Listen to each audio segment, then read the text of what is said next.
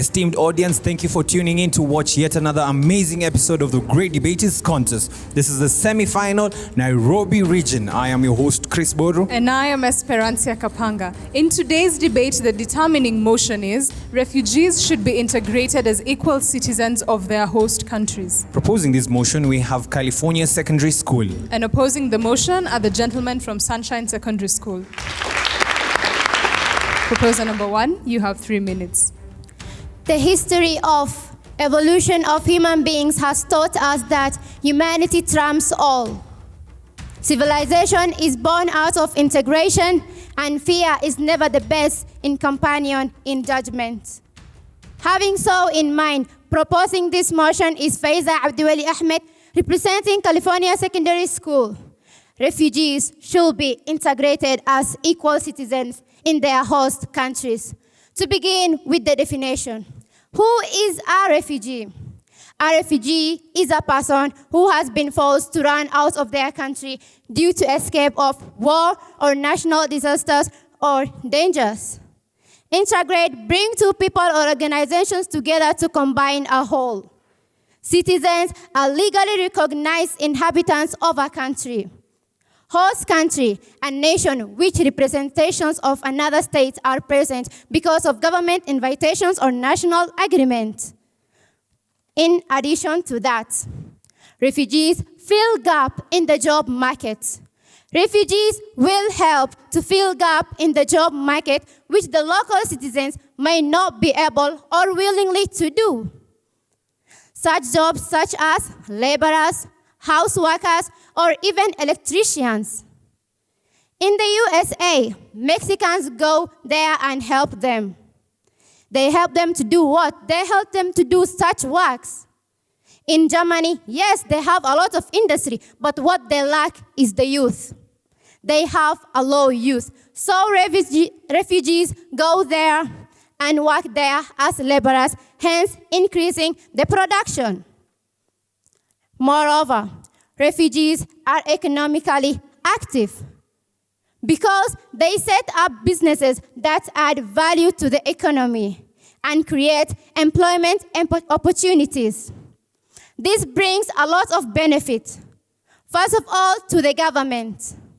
The government earns a lot of taxes, while the natives get jobs opportunities. And moreover, the refugees. The refugees are going to earn incomes because they will have a higher self-reliance and less dependence on aid. For example, Somali refugees in Kenya, they have been able to open up businesses such as selling clothes, open up restaurants or hotels. Last but not the least, enhances cultural exchange between refugees and natives. When the refugees come, they bring their culture along. Cultural exchange between the refugees and the natives will help both of them to understand their culture and their beliefs. Refugees has contributed in the richness of diversities of culture, ethnicities, and a race in the developed countries. For example, Assyrian refugees open up a restaurant in Germany, and hence they will be able to understand each other's food. Refugees are not pawns on the chessboard of humanity, and I repeat it, refugees are not pawns on the chessboard of humanity. Thank you. First proposer, you have 3 minutes to present your case. What if I promise to take you to Canaan, and you know that Canaan, the land of honey and the land of milk, they flow just like rivers, but there's a but, and the but is, I don't give you the way. Well, I, Alawi, from Sunshine Secondary School, do proudly stand here to oppose the motion that refugees should be integrated as citizens of their host country. Before I go on, let me start by defining who a refugee is. As per the 1951 Geneva Convention in Geneva, obviously in Switzerland, a refugee is someone who has fear of being persecuted for reasons of race, religion, nationality, membership of a particular social group, or political opinion. And to integrate is to make one. Well, the proposers. Let me tell you and outline to you what you're trying to propose. Firstly, The effects of integrating refugees falls in two parts: to the state as general, and to the state which you could call it the host country, and to the individuals of that state. Also, it also falls on the refugees themselves. Let me give an example. Our African brothers from Nigeria, Mauritania, they live on the promise that their Canaan is Europe and the European Union in general, that once they arrive, they'll get good jobs, good education for their children, and good lives, and they'll come back to their countries as men or people of substance. But the hell comes through the journey there. On their way to Libya, to cross over to Europe, they have to cross the harsh desert. There is terrorism. The Boko Haram is there. There are the Tuareg bandits there. They leave their mothers back in their homes. Their mothers who carried them in their wombs for 9 months remain in their homes and ask, how is my son? The father will ask, how is my daughter? Once they arrive into Libya, they get trafficked. And they'll be forced into sexual exploitation, prostitution, forced labor. It's the 21st century, people. You cannot allow human beings to be sent back to what happened in the 16th century. Well, they then have to cross over to get into Europe. And unfortunately, the stretch between Libya and Europe is the worst in the Mediterranean. Well, let me read some statistics for you. 443 people have died this year until May 10th, 2 weeks ago. 2 weeks ago, on May 10th itself, 70 people, a boat of 70 people capsized, 70 lives, 70 African dreams, 70 future leaders, or whatever the future had held for them in Africa, was lost due to what the proposers, on the other hand, are proposing, that that they should be integrated as citizens of the host country. Well, let me leave that for now and move on to my second point. The domino effect of the Rwandan genocide, which led to the Great Lakes refugee crisis in 1996.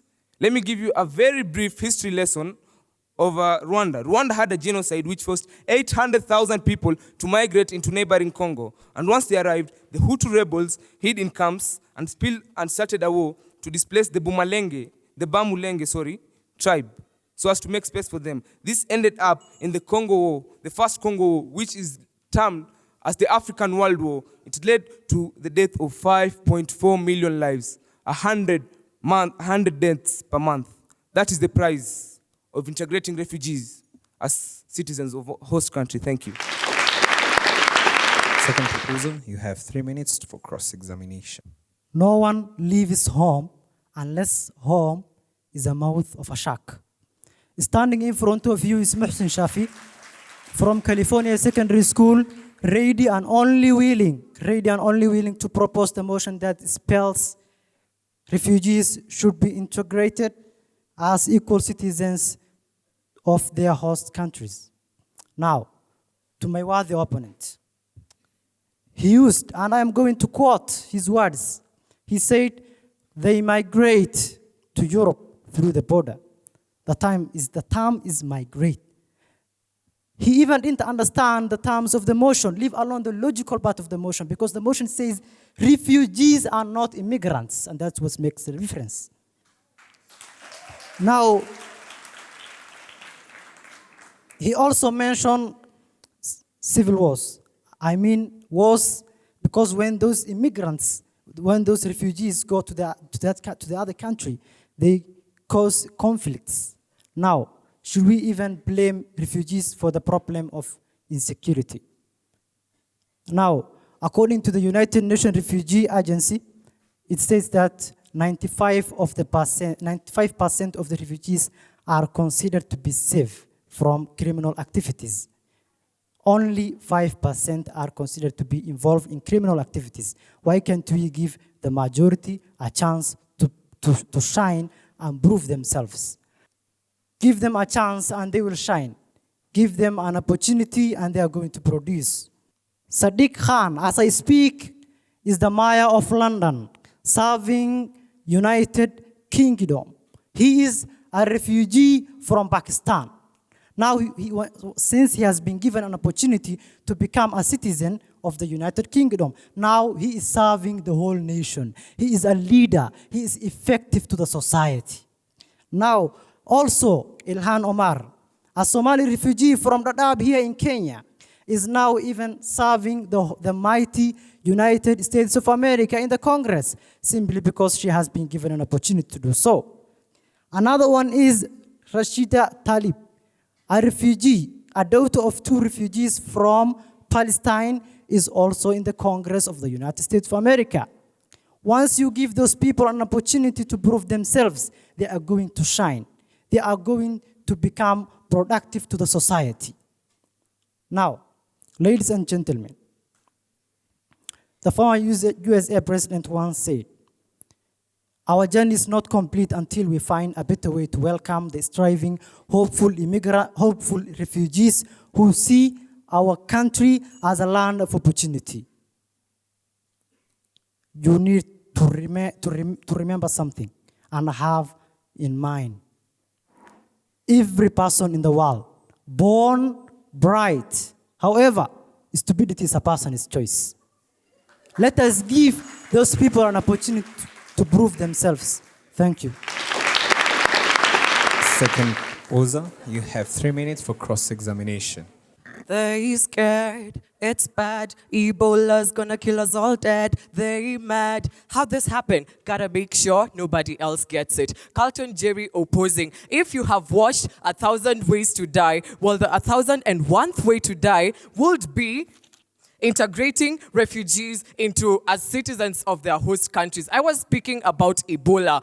We are all aware of the situation where the Congolese refugees went to Uganda and caused an outbreak of Ebola to the citizens. And then you tell me not to fear, not to just look at this 5% and the 95%, neglecting the 5% of people that may be the rotten potato in the big sack of potatoes. Oh no, I am not going to do that. We have been told that by integrating refugees into our society, we will have more jobs for them and they will be more productive to our society. Well, let's look at this. Kenya currently, right now, we are facing a problem of unemployment among the youth. And then you tell me that I bring refugees, outsiders, to come and take the jobs because they have the skills. Yet we ourselves don't even have enough jobs in the first place. So instead of empowering our own, we are finding foreigners to come here and bring... I don't even get it. Like, I'm shocked. I can't. Let's look at, ladies, let me take you on a class on motherhood. Well, if you are to raise my child, you better look, if you are to hire a maid to raise my child, you better look at the records of that woman. You are better to look at the ID, at a certificate of good conduct, and make sure that this woman is credible enough to raise my child. We remember this situation that standardmedia.co.ke reported to us, where a Ugandan woman killed the boss and the 3-month-old child in Kenya. A Ugandan woman stepped on a child to death. I cannot even explain how much my mother will panic when I was pinched in nursery school. And then a woman from another country comes and kills my child. Ladies, how would you feel honestly? If your child is killed by someone that you do not know of his whereabouts, someone that you do not even trust just because you're trying to create opportunities, we cannot all be Mother Teresa, okay? Let us look at the Lebanon. Let us go to Lebanon. Lebanon right now has the highest amount of refugees. This report was done by the UNHCR. Look at me stating facts. So, we find that in some counties, we have more Lebanese people, more refugees than actual Lebanese people in the county. Yet, these are people that are trying to be overgenerous. Yes, we will accommodate these people, but it is affecting their economy. It is affecting their trade. It is affecting their investments. And then you tell me not to fear. Not to fear. Oh, I rest my case right there.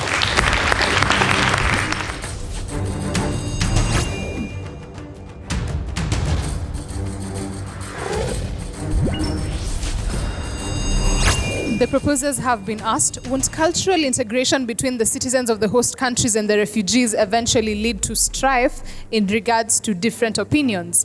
The opposers, on the other hand, have been asked, would they rather have the refugees die in their countries while they face their problems, or take them in and offer them security? Proposer number 3, you have 3 minutes to respond. Injustice anywhere is a threat to justice everywhere. On this stage, to propose the motion that states refugees should be integrated as equal citizens of the host countries is Abdul Basit Abdullahi Sheikh from California Secondary School. Now, coming to the question, let us not even go far. Just have a look at our country, Kenya. We have very different communities, different cultures, diverse beliefs, but still we don't have these cultural strifes, communal conflicts, because we are taught that we appreciate each other's culture. That is among the first things we are taught in history and government. We have a legal moral, an obligation to protect the people fleeing bombs, bullets, and tyrants. And throughout history, these people have enriched our society in many ways. Among them is they act as a link between their country of origin and the host nations. Refugees can form a very good linkage between their host nations and the country of origin. A very good example is not even too far, our country, Kenya. Just Somali refugees came to Kenya. After being treated well, after being given opportunity, they became much open. They displayed their talents, and now Isli is termed as a country within a country with its own economy, based on what? Robust business sector. Always, if you want to cultivate loyalty in human beings, do good to them and treat them well. On top of that, they represent their host countries in international levels. Being given good treatment and enjoying the same rights as the citizens, which is a point I would like to stand upon. The second opposer talked of, come if we allow them to come in. The motion does not say whether we allow them to come in or not. It is talking about those who have already come in. Should we give them equal rights as the citizens, or we still term them as refugees? That's the term in the motion, which also I would like to stand upon. Refugees. You said they come migrants. You are still repeating the same thing. Immigrants. Who is a refugee? A forced immigrant. That is what I want you to tell me about. These people who are spreading Ebola, were they forced to move out of their countries, or they just went willingly? In conclusion, talk of Albert Einstein, a genius of his time. He fled from Germany in fear of persecution by Hitler, and was welcomed by USA. And we all know his contribution to physics. Also, think about Britain's best basketballer, Luol Deng. Where was his origin? I'll give you time to think about it. Opposers, you have 3 minutes to respond to your question. I have a dream, just like Martin Luther King, but not blindly do I dream, because I do acknowledge the fact that kikulacho kinguoni mwako. Well, everybody has a dream, but idealism is a mirage. My name is Edwin Shamia from Sunshine Secondary School, ready to antagonize the motion that refugees should be integrated as equal citizens in their host countries. Starting off to answer, I'd like to pose a question to the audience, food for thought. Do we think it is fair to allow people who may leave their countries under pressure, under circumstances such as war? Are we going to accord these people citizenship? People who have run from their country because of war, not opting to look for solutions in their country, and they're coming to our country to claim citizenship. Are we going to accord them the citizenship that we, and not just citizenship, but equal citizenship? We are looking at cases where people have been murdered in the past.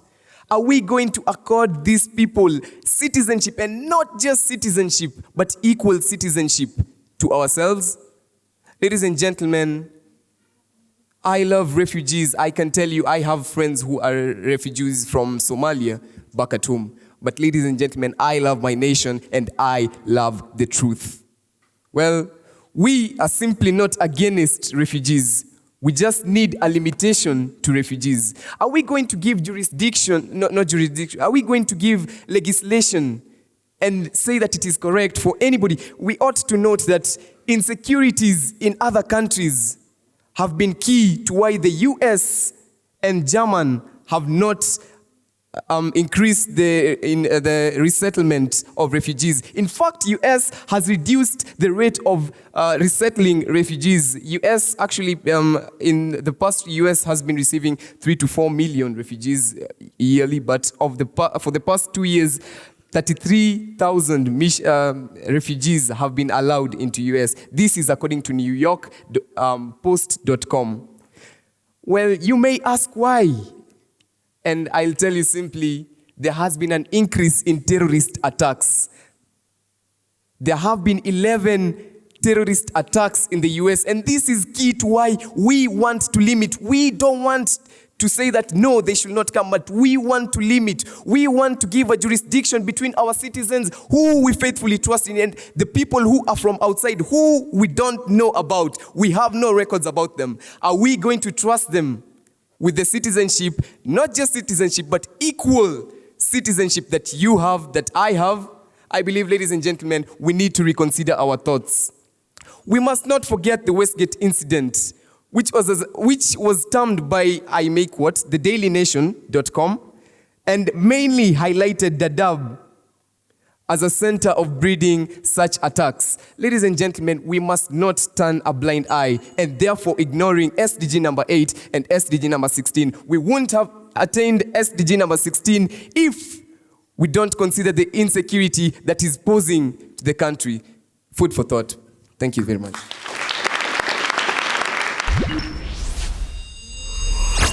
Proposers, you have 1 minute to make a final submission. Well, why should they move to other countries and flee instead of looking for solutions? What do you expect somebody who is being bombed to do? Take a banana and fight?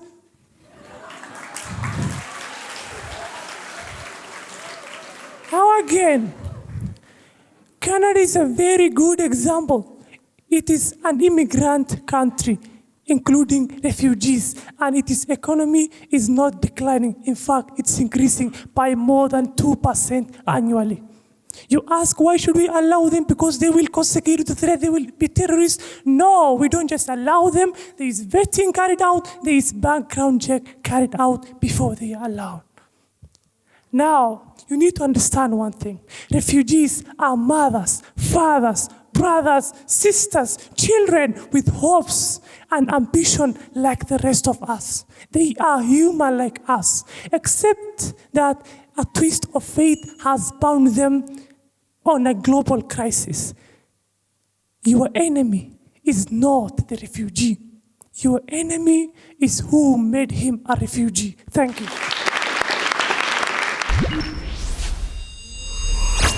Proposers, you have 1 minute to make a final submission.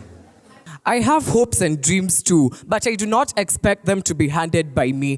I do not expect them to be handed to me. I am going to work for them. Do not run away from your problems. Solve them. I don't know whether the fact that they're saying about immigrants has been derived by the fact that our first speaker said something to do with migrate immigrant. We don't have such a verb as refugeeing because maybe that would have triggered you to mean that migrate actually means to move from one place to another. Well, let me tell you, one potato in a big sack of of normal potatoes will spoil the others. The poor countries, the least developed countries are the countries that have the highest numbers of refugees right now. And telling us to integrate refugees is telling us to help people that we ourselves cannot even help ourselves. These are poor countries that cannot even sustain themselves, yet you tell them to carry other people's burdens. You go fight. We will support you. Just fight for your rights and you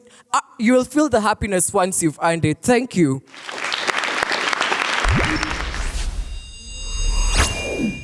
Sunshine. Your first speaker, Alawi, when you took on the stage, you defined, of course, the motion, and you said you will base your arguments based on effects, and then you said effects on two levels, that is the state and the refugees. And you started to explain, and I was very intrigued. In fact, I was very glad you're separating and you wanted to talk about this. But when you started to speak, you mentioned in terms of how much struggle they're going through when they're going to the other country and so on and so forth. And at that point, you sort of lost me, because I thought that would be adding points to the other side in terms of why then we should even consider to be giving them equal rights, because they've gone through so much. So you want to make sure your argument is, your statement is arguing for you and not against you. Carlton, I'm very happy you spoke about the Ebola outbreak and how that was a result of, according to you, refugees that came to that country. You also, a lot of emotional appeal, which is a great skill if you can use that to try and persuade people to your side. And you talked of also countries which are least developed receiving the most number of refugees, and all those things are swaying. However, I was still waiting for the part where you cite them from a specific source. Do you have percentages? Do you have numbers? Do you have research from somewhere? And then Shamaya, you talked about the Westgate, very things that are very near to our hearts, things that have happened, we've seen them. You talked about USA reducing the number of refugees being allowed into their country. Very factual things you see on news. For you also, I noted you are very bold and convicted and factual on what you're saying. However, on some of those claims, there was that lack of citations. To California, good battle as well. And I think Faiza, the definition of terms, which also Alawi did, was amazing.